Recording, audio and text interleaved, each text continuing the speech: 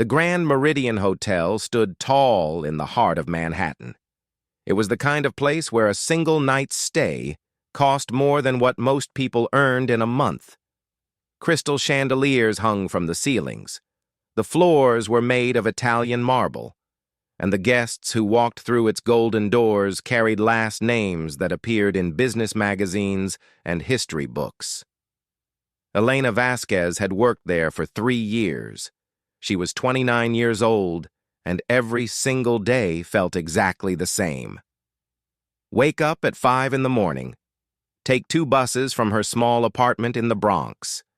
Put on the black and white uniform. Smile at people who never smiled back.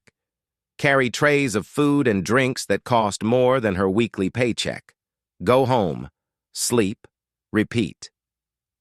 To the wealthy guests of the Grand Meridian, Elena did not exist. She was just a pair of hands that brought them their champagne, a quiet figure that cleared their plates. Nobody ever asked her name. Nobody ever looked her in the eyes. And after 3 years, Elena had learned to accept this. She had learned to become invisible. But invisibility has its advantages. When nobody notices you, you get to notice everything about them. Elena had seen celebrities throw tantrums over the wrong type of sparkling water. She had watched politicians whisper secrets they thought no one could hear. She had observed billionaires laugh at jokes that were not funny, simply because the person telling the joke was richer than them. The world of the wealthy was strange, she thought. They had everything, yet they always seemed to want more. They surrounded themselves with hundreds of people, yet they always seemed so alone. Tonight was a special night at the Grand Meridian. The Crystal Ballroom on the top floor had been booked for a private charity gala. The event was hosted by one of the richest men in America, a tech mogul named Richard Harrington. He was 62 years old, with silver hair and cold blue eyes that seemed to judge everything they looked at. Elena had seen him before. He visited the hotel at least 4 times a year, always taking the presidential suite, always surrounded by assistants who jumped at his every command. The staff whispered stories about him. They said he once fired a driver for being 2 minutes late. They said he made a chef cry because his steak was slightly overcooked.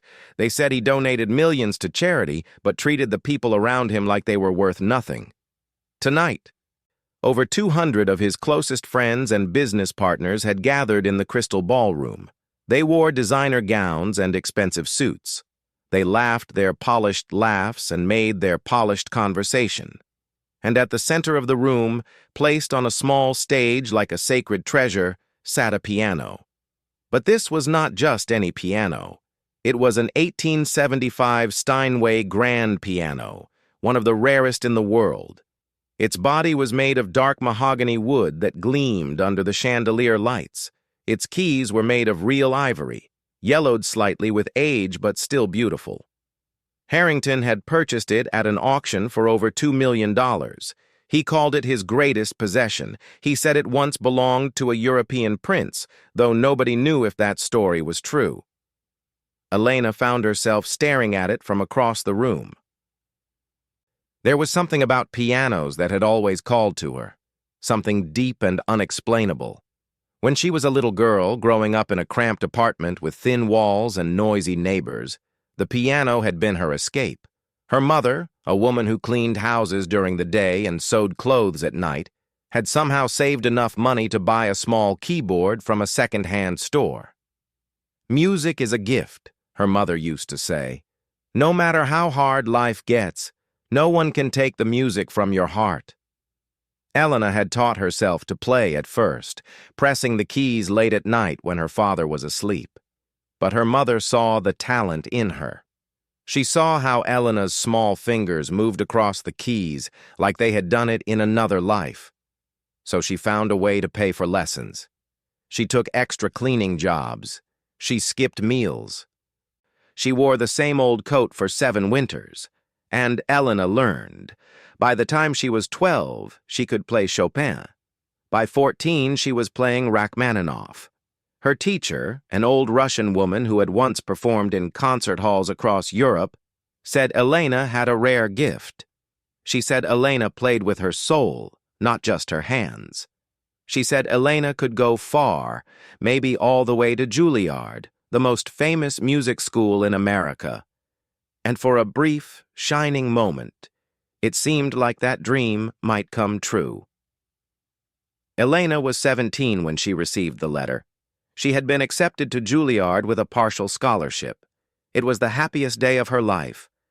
Her mother cried. Her father, a quiet man who worked in a factory, actually smiled. But life has a way of breaking dreams. 2 months before Elena was supposed to start her studies, her father collapsed at work. The doctors said it was his heart. He needed surgery, then months of recovery, then years of medication. Her mother could not work enough hours to cover all the bills. The factory gave her father a small payout and then let him go. Just like that, their whole world fell apart. Elena did not go to Juilliard. She got a job instead, then another job, then another. She worked at grocery stores and cleaning companies and fast food restaurants. She worked anywhere that would hire a young woman with no college degree. And slowly, year by year, the music faded from her life. The keyboard in their apartment broke, and they could not afford to fix it. Her old piano teacher passed away. Her father died 5 years later, still weak, still struggling.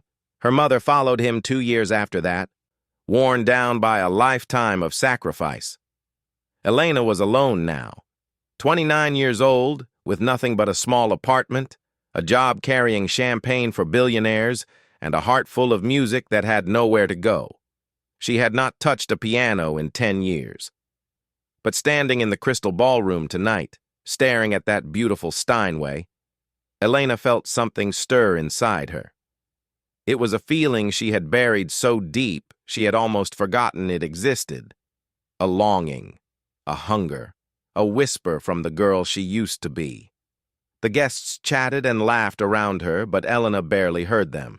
She was lost in her own world, lost in memories of her mother's voice, lost in the ghost of melodies that still lived somewhere in her fingers. She did not notice the commotion at first. Harrington was standing near the stage, his face twisted with anger. His assistant, a nervous young man with glasses, was speaking rapidly into a phone. Other staff members rushed around looking panicked. Elena moved closer, pretending to collect empty glasses, and listened. "What do you mean he is not coming?" Harrington's voice was sharp and dangerous. "The pianist was the main entertainment for the evening. I paid him $50,000. "Sir? His wife went into early labor," the assistant stammered. "He sends his deepest apologies, but he simply cannot make it." Harrington's jaw tightened. For a moment, he looked like he might explode. Then he let out a long breath and turned to face his guests, who were starting to notice that something was wrong. "Ladies and gentlemen," he announced, his voice dripping with frustration, "I regret to inform you that our musical entertainment for the evening has canceled at the last moment. It seems we will have to do without." Disappointed murmurs rippled through the crowd. A few guests glanced at the beautiful piano sitting silent and unused on the stage.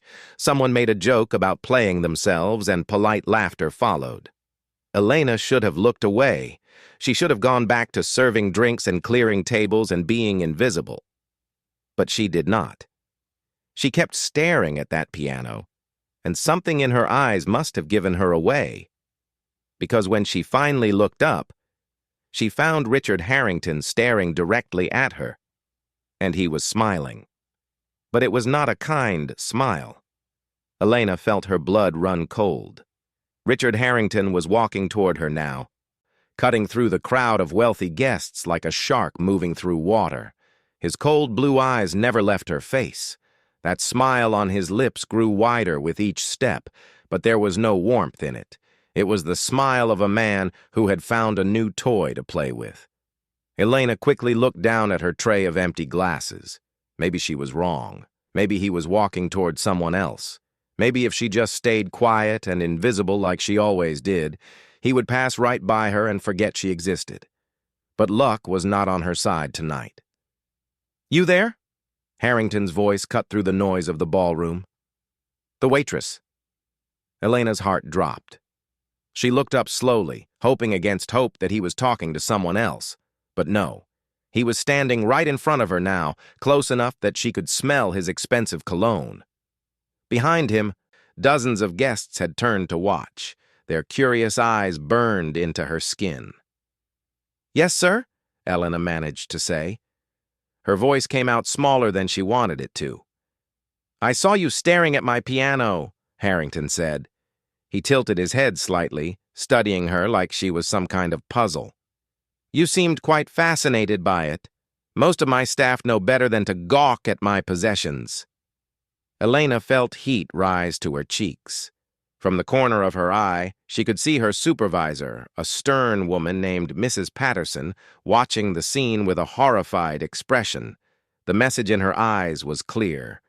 Do not make trouble. Do not embarrass the hotel. Just apologize and walk away. "I am sorry, sir," Elena said quickly. "I did not mean any disrespect.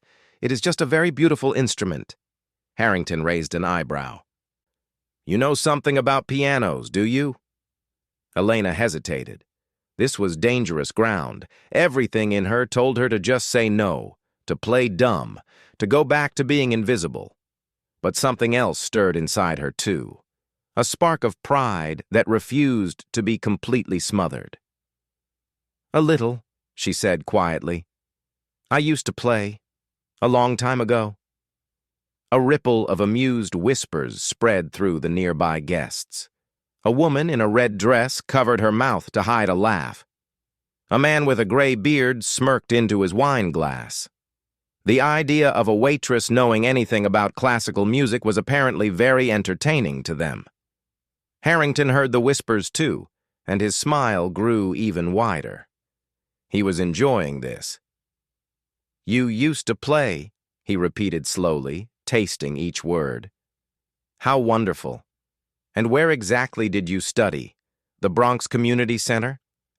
A church basement, perhaps?" More laughter from the crowd. Elena felt her face burning now, but she forced herself to stay calm.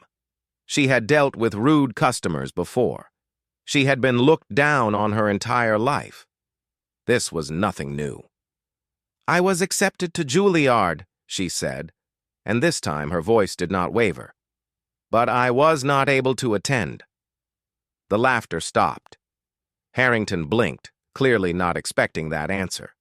For a brief moment, something flickered across his face. Surprise, maybe, or doubt. But it disappeared quickly, replaced by that same mocking expression. "Juilliard," he said, drawing out the word. "That is quite a claim for someone serving drinks at a hotel. Do you have any proof of this?" Elena said nothing. What could she say?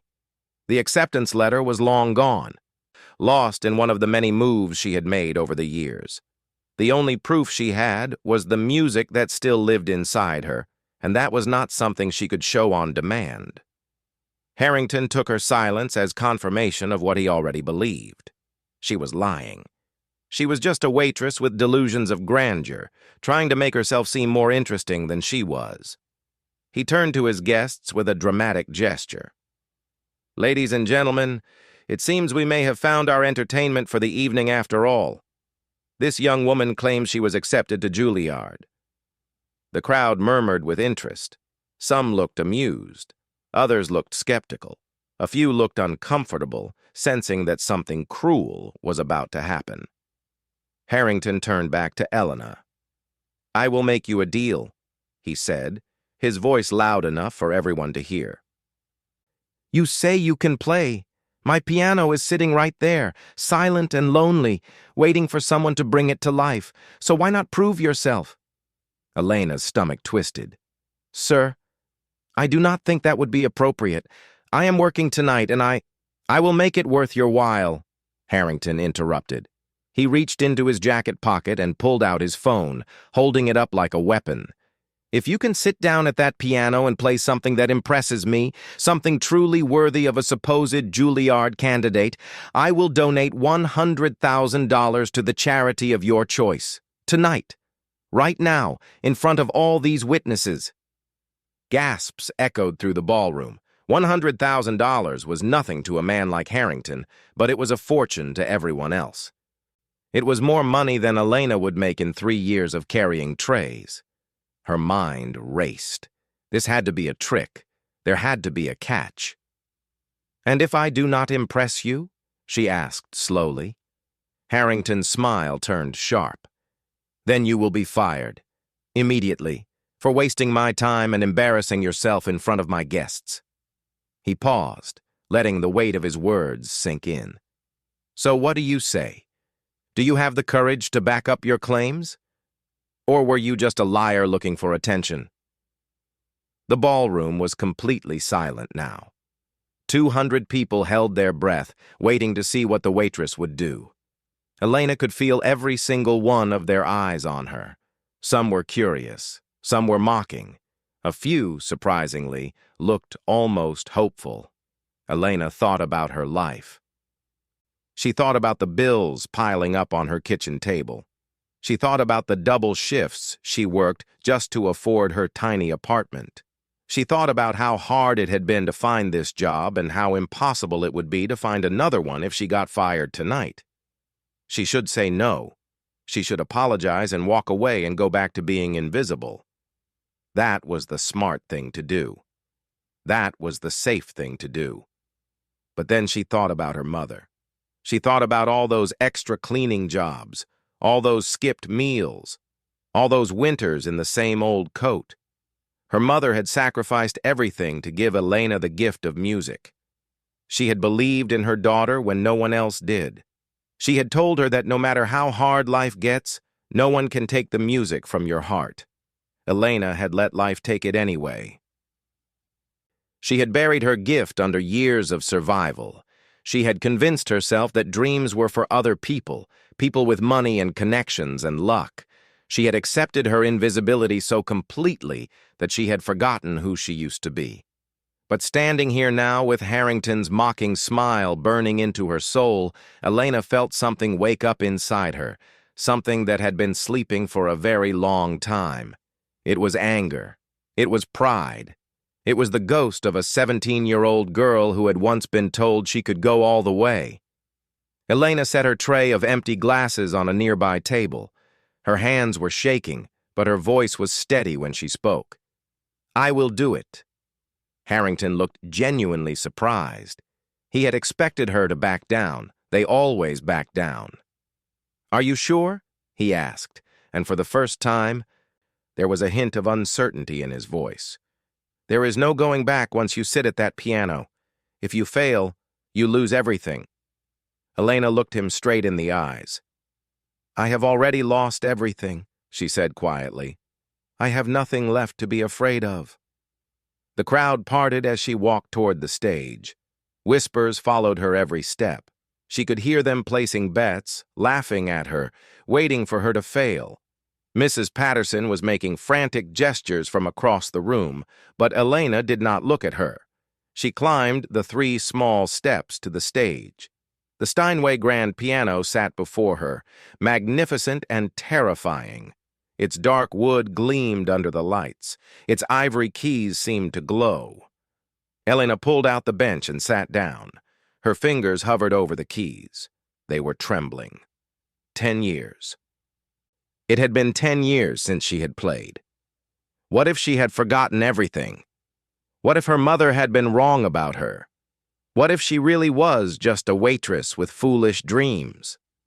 The ballroom was completely silent. 200 people watched and waited. Elena closed her eyes, and in the darkness behind her eyelids, she heard her mother's voice, soft and warm, just like it had been all those years ago in their tiny apartment. "Play, mija. Play with your soul." Elena took a deep breath, and then she began. The first note rang out across the ballroom like a heartbeat. It was soft, almost hesitant. The sound of someone finding their way back to a place they had not visited in a very long time. A few guests snickered. Someone whispered something about wasting everyone's time. Harrington crossed his arms over his chest, that smug smile still fixed on his face. But Elena did not hear any of it. She was somewhere else now, somewhere far away from the crystal chandeliers and the expensive gowns and the mocking laughter. She was back in that tiny apartment in the Bronx, sitting beside her mother on a creaky wooden bench, learning to find beauty in a world that offered them so little of it. Her fingers pressed down on the keys again. Another note. Then another. Slowly at first, like drops of rain before a storm. She was playing Chopin's Ballad No. 1 in G minor, one of the most difficult and emotional pieces ever written for piano. It was the last piece her mother had ever heard her play, the night before she got that letter from Juilliard. The opening was gentle, melancholy. It told the story of something beautiful that had been lost. Elena let the notes flow through her, not thinking, not trying, just feeling. Her fingers remembered what her mind had tried to forget. They moved across the ivory keys like they had never stopped. The whispers in the ballroom began to fade. The melody grew stronger now, more confident. It swelled and dipped like waves on the ocean, carrying with it all the pain and hope and longing that Elena had kept buried inside her for 10 long years. She thought about her father, lying in that hospital bed, telling her not to give up on her dreams. She thought about her mother, working her fingers to the bone just so her daughter could have piano lessons. She thought about the day she packed away her sheet music and told herself that some dreams were not meant to come true. The music poured out of her like a confession. People in the crowd began to shift uncomfortably. The smirks faded from their faces. The woman in the red dress who had laughed earlier was now standing very still, her champagne glass frozen halfway to her lips. The man with the gray beard had stopped smirking and was staring at the stage with wide eyes. Something was happening, something none of them had expected. The tempo picked up. Elena's hands flew across the keys now, building toward the first climax of the piece. The notes tumbled over each other like a waterfall, fast and furious and impossibly precise. Her body swayed with the rhythm. Her eyes remained closed. She was not performing for these people. She was not trying to impress anyone. She was simply playing, the way she used to play when she was a child. When music was not a competition or a career, but a conversation between her soul and the universe. A woman near the front of the crowd let out a small gasp. She reached up and touched her cheek, surprised to find tears there. She was not the only one. All around the ballroom, something strange was happening. These were people who had everything, people who had grown bored of luxury, numb to beauty, immune to emotion. They had seen the greatest performers in the world play on the greatest stages. They had attended operas and symphonies and private concerts that cost more than most people's houses. But they had never heard anything like this. This was not just technical skill. This was not just practice and training and talent. This was something deeper, something raw and real and impossibly human. It was the sound of a heart breaking and healing at the same time. It was the story of a life that had been knocked down again and again, but refused to stay on the ground. Elena played on. The piece moved into its lyrical middle section, softer now, but no less powerful. The melody sang out like a voice calling across a great distance. It was the voice of her mother, telling her she was proud. It was the voice of her father, telling her to be strong. It was the voice of that 17-year-old girl who had dared to dream of something bigger. Elena felt tears streaming down her own face now, but she did not stop. She could not stop. The music had taken control. It was living through her, breathing through her, using her hands to tell a story that words could never capture. In the crowd, Harrington's smile had completely disappeared. He stood frozen in place, his arms still crossed, but his expression had changed. The arrogance was gone. The mockery was gone.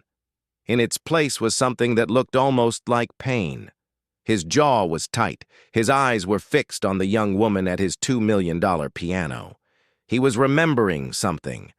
A memory he had buried long ago under years of business deals and power plays and the endless pursuit of more.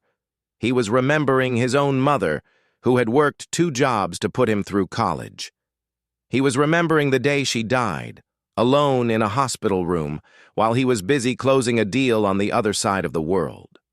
He had not cried that day. He had told himself that crying was weakness. He had built his empire on the belief that emotions were obstacles to be overcome, not feelings to be felt. But standing here now, listening to this waitress play his piano, Richard Harrington felt something crack inside his chest. The music built again. Elena's fingers attacked the keys with a ferocity that seemed impossible for someone her size.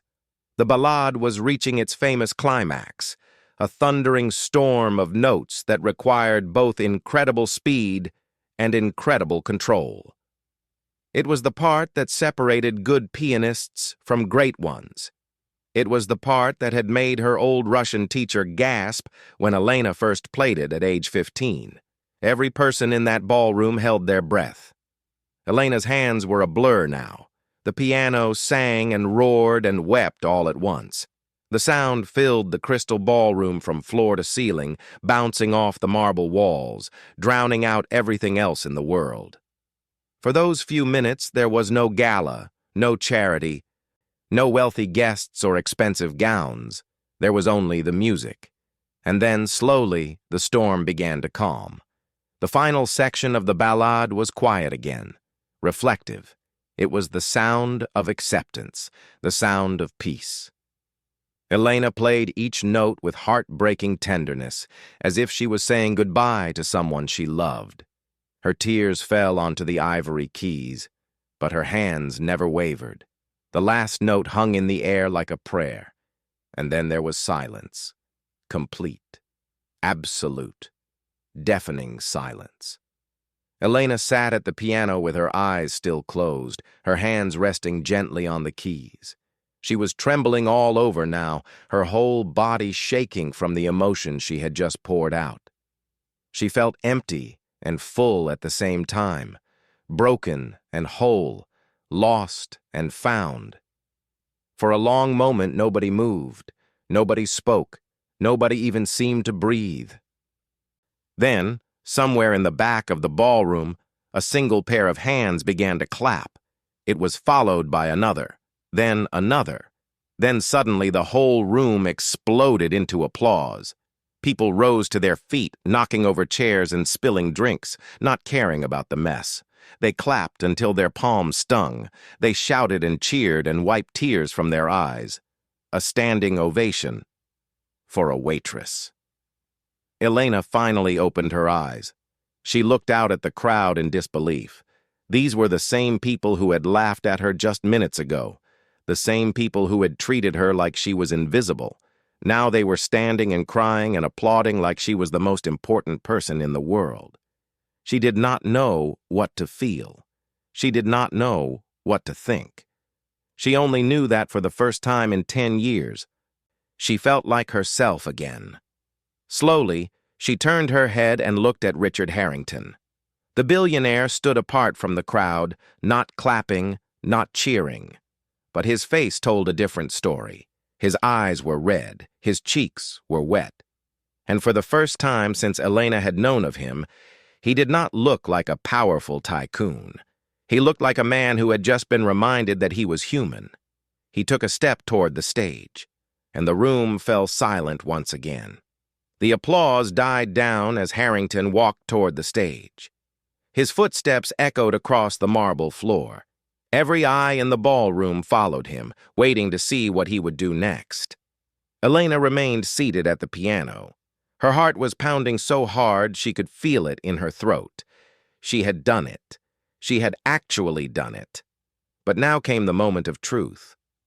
Harrington had promised her $100,000 if she impressed him. He had also promised to fire her if she failed. The question was, which one would it be? Harrington climbed the 3 steps to the stage. He moved slowly, like a man walking through a dream. When he reached the piano, he stopped and just stood there, looking at Elena with an expression she could not read. The silence stretched on for what felt like hours. Then Richard Harrington did something that shocked everyone in that room, including himself. He bowed. It was a small bow, just a slight bend at the waist, but it meant everything. This was a man who had never bowed to anyone in his life, a man who believed the world existed to serve him, a man who measured people by their bank accounts and dismissed anyone who fell short. And here he was, bowing to a waitress. A murmur of disbelief rippled through the crowd. Elena stared at him with wide eyes, not sure if she was seeing things correctly. Harrington straightened up. When he spoke, his voice was different. The sharpness was gone. The mockery was gone. In its place was something quiet and almost gentle. "I owe you an apology," he said. Elena blinked. Of all the things she had expected him to say, that was not one of them. "I treated you with disrespect," Harrington continued.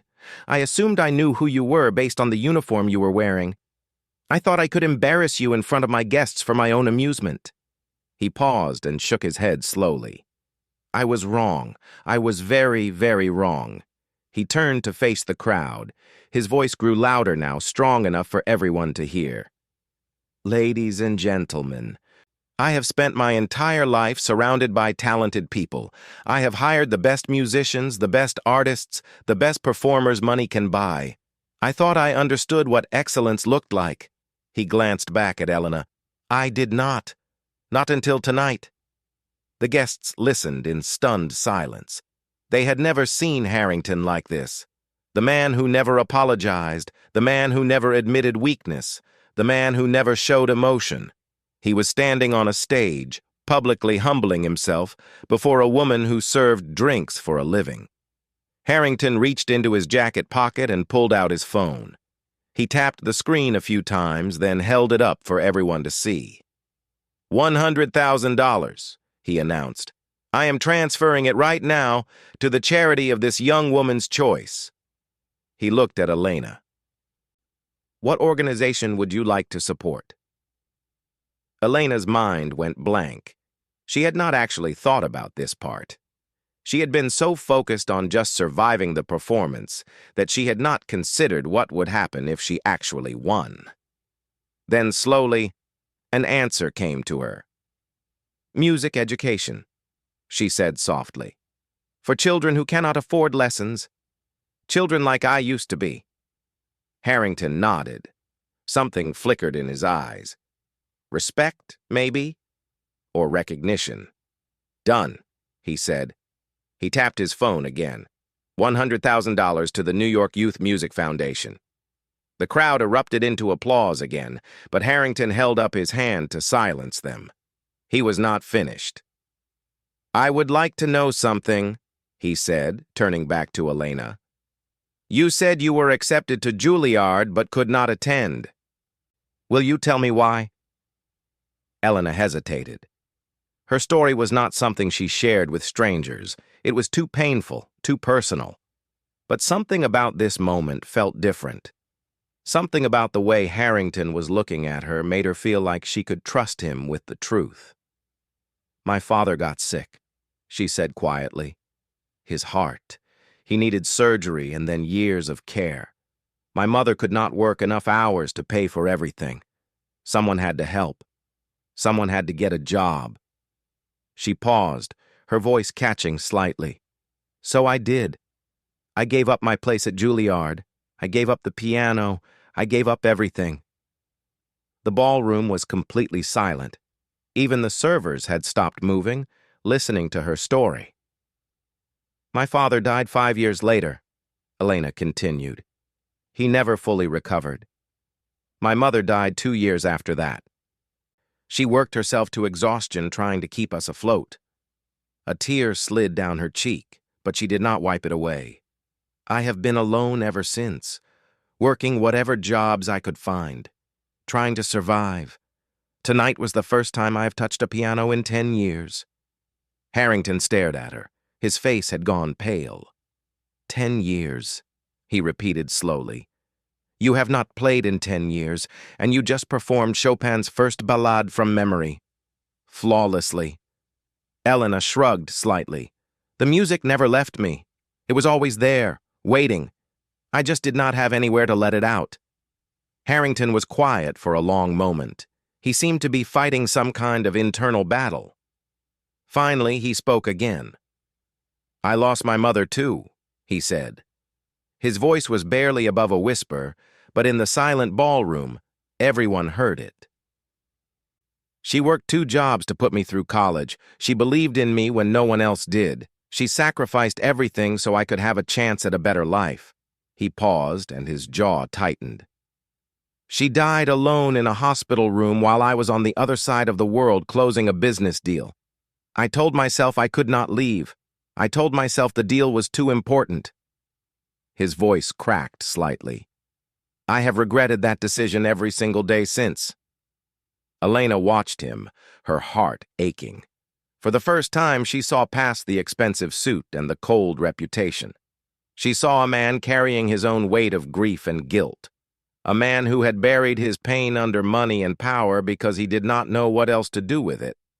They were not so different after all.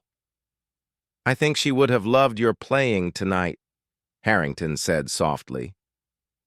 "My mother, I mean. She always said that music was the language of the soul. She would have said that you have an extraordinary soul." Elena felt fresh tears spill down her cheeks. "Thank you," she whispered. "That means more than you know." Harrington nodded. Then he straightened up, and some of his businesslike manner returned. But it was different now. Warmer. More human. "I am not going to fire you," he said. "Obviously. But I am also not going to let you go back to serving champagne. Not after what I heard tonight." Elena frowned in confusion. "What do you mean?" Harrington glanced out at the crowd. His eyes seemed to be searching for someone. After a moment, he found who he was looking for and gestured for them to come forward. A woman in her 60s made her way through the crowd. She was elegant and composed, with silver hair pulled back in a neat bun and kind eyes behind wire-framed glasses. She climbed the steps to the stage and stood beside Harrington. "This is Dr. Margaret Chen," Harrington said. "She is the director of admissions at the Manhattan Conservatory of Music, one of the most prestigious music schools in the country." Elena's breath caught in her throat. Dr. Chen smiled warmly at her. "My dear, I have been attending these galas for 15 years, and I have never witnessed anything like what you just did. That was not just a performance. That was a revelation." Elena did not know what to say. Her head was spinning. "The Manhattan Conservatory offers full scholarships to exceptional talents," Dr. Chen continued. "Room, board, tuition, everything covered. I would like to offer you one of those scholarships. If you are interested." The ballroom erupted into excited murmurs. Elena sat frozen at the piano, unable to process what she was hearing. A full scholarship to one of the best music schools in the country. The dream she had given up 12 years ago was suddenly standing in front of her, offering her a second chance. I do not know what to say," Elena stammered. Dr. Chen reached out and took her hand. Her grip was warm and reassuring. "Say yes," she said gently. "Say yes, and let the world hear what you can do." Elena looked out at the crowd of wealthy strangers who had laughed at her just 30 minutes ago. She looked at Harrington, the man who had tried to humiliate her and ended up bowing to her instead. She thought about her mother, who had sacrificed everything for this moment. She thought about her father, who had told her never to give up. And then, for the first time in a very long time, Elena smiled. "Yes," she said. "Yes, I will." The ballroom exploded into cheers. But in the back of the room, watching quietly from the shadows, stood another man. He had not clapped. He had not cheered. He had simply watched with sharp, calculating eyes, taking mental notes of everything he had just witnessed. His name was David Okonkwo, and he was one of the most successful talent managers in the music industry.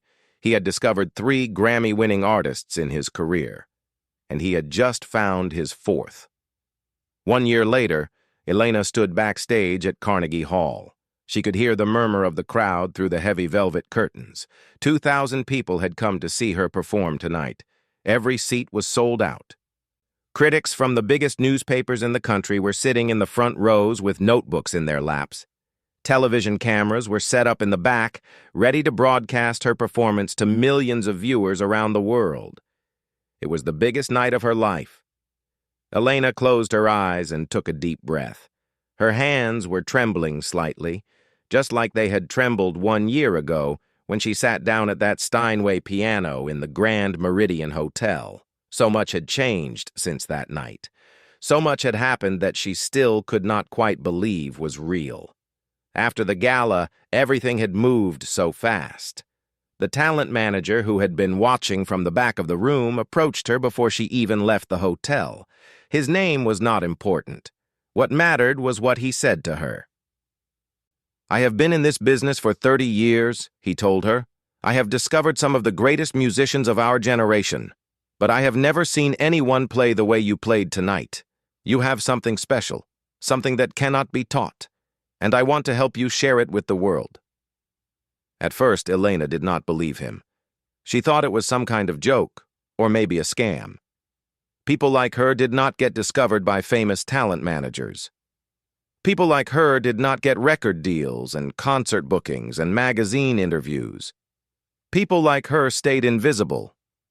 But it was not a joke. It was real.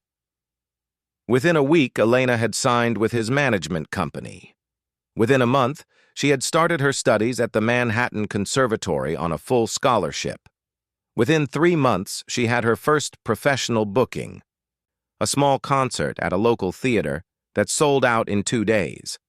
Within 6 months, she was performing at venues she had only ever dreamed of visiting. The world fell in love with her story. A waitress who was challenged by a billionaire and proved everyone wrong. A woman who had given up her dreams for her family and finally got a second chance. A pianist who had not touched a keyboard in 10 years and played like she had never stopped. The headlines wrote themselves, the interviews piled up, the offers kept coming. But Elena never forgot where she came from. She used her growing fame to do something that mattered. With the help of Richard Harrington, who had become an unexpected friend and supporter, she established a nonprofit organization called Second Chance Symphony. Its mission was simple: to provide free music education and instruments to children from low-income families across New York City. The same children Elena used to be. The organization grew quickly. Donations poured in from wealthy patrons who had been at that fateful gala and witnessed Elena's performance. Harrington himself contributed over $1 million in the first year alone. Schools signed up to participate. Teachers volunteered their time. And hundreds of children who had never touched a piano or a violin or a guitar were suddenly learning to make music. Elena visited the programs whenever she could. She sat with the children and listened to them play. She told them her story. She told them that dreams do not have an expiration date. She told them that no matter how hard life gets, no one can take the music from their hearts. Her mother's words passed on to a new generation. Now, standing backstage at Carnegie Hall, Elena thought about how far she had come. A year ago, she was carrying champagne trays and wondering if she would ever escape her invisible life. Tonight, she was about to perform on the most famous concert stage in America. A stagehand approached her with a gentle smile. "5 minutes, Miss Vasquez." Elena nodded. She reached into her pocket and pulled out a small, worn photograph. It was the only picture she had left of her mother. In it, her mother was young, maybe 30 years old, smiling at the camera with tired but hopeful eyes. She was wearing that same old coat she had worn for 7 winters. "I made it, Mama," Elena whispered to the photograph. "I finally made it." She kissed the picture gently and tucked it back into her pocket, right over her heart. Then she straightened her shoulders, lifted her chin, and walked toward the stage. The curtains parted. The applause that greeted her was deafening. 2,000 people rose to their feet before she had even played a single note. They clapped and cheered and called her name. Camera flashes lit up the darkness like stars. Elena walked to the grand piano at the center of the stage. It was a beautiful instrument, polished to perfection, waiting for her touch. She sat down on the bench and adjusted the microphone that had been placed nearby. Before she played, she wanted to say something. The crowd quieted down, sensing that she was about to speak. Elena looked out at the sea of faces, at the critics and the celebrities and the ordinary people who had paid good money to hear her play. She thought about everything she wanted to tell them. 1 year ago, she began, her voice steady but soft. I was a waitress at a hotel in Manhattan. I had not played piano in 10 years. I had given up on my dreams because life had other plans for me. I thought my story was over. She paused, letting the words sink in. But I was wrong. Our stories are never over. Not as long as we have the courage to keep writing them. Sometimes we just need someone to remind us that we still have something to say. She thought of Harrington, sitting somewhere in the audience tonight. The man who had tried to humiliate her and ended up changing her life. The man who had found his own humanity by listening to her play. Tonight, I am not playing for fame or money or applause, Elena continued. I am playing for everyone who has ever been told they are not good enough. For everyone who has ever been overlooked or underestimated or dismissed. For everyone who has buried their dreams because survival came first. She placed her hands on the keys. And I am playing for my mother, who sacrificed everything so I could sit here tonight. Mama, this is for you. She closed her eyes, and she began to play. The music that filled Carnegie Hall that night was unlike anything anyone had ever heard. Elena played for 2 hours straight, moving through pieces by Chopin, Beethoven, Rachmaninoff, and Debussy. She played with her whole heart, her whole soul, her whole life. Every note was a tribute to the people who had believed in her. Every melody was a prayer of gratitude for the second chance she had been given. When she finished, the silence lasted for a full 5 seconds. Then the audience erupted. People wept openly. Critics forgot to take notes. Strangers hugged each other. The standing ovation lasted for nearly 10 minutes. In the front row, Richard Harrington sat with tears streaming down his face. He was not embarrassed. He did not try to hide them. He had learned over the past year that there was no shame in feeling deeply. There was only shame in pretending not to feel at all. After the concert, reporters asked him why he attended every single one of Elena's performances. Why he sat in the front row at every show, no matter where in the world it was held. Why he had become her biggest patron and her most dedicated supporter. His answer was always the same. That night at my gala, I learned something important, he would say. I learned that greatness does not come with a price tag. It does not come from wealth or status or connections. It comes from the heart. It comes from struggle and sacrifice and love. I almost let that greatness walk out of my ballroom carrying a tray of champagne glasses. I will never make that mistake again. Elena Vasquez went on to become one of the most celebrated pianists of her generation. She performed on stages across the world. She won awards and broke records and inspired millions. But she never moved out of New York City. She never stopped visiting the children in her music programs. And she never performed without that worn photograph of her mother tucked safely in her pocket. Some nights, when the concert halls were empty and the crowds had gone home, Elena would sit alone at whatever piano was nearby and play softly to herself. She would close her eyes and imagine her mother sitting beside her, just like in that tiny apartment in the Bronx all those years ago. And in those quiet moments, she could almost hear her mother's voice.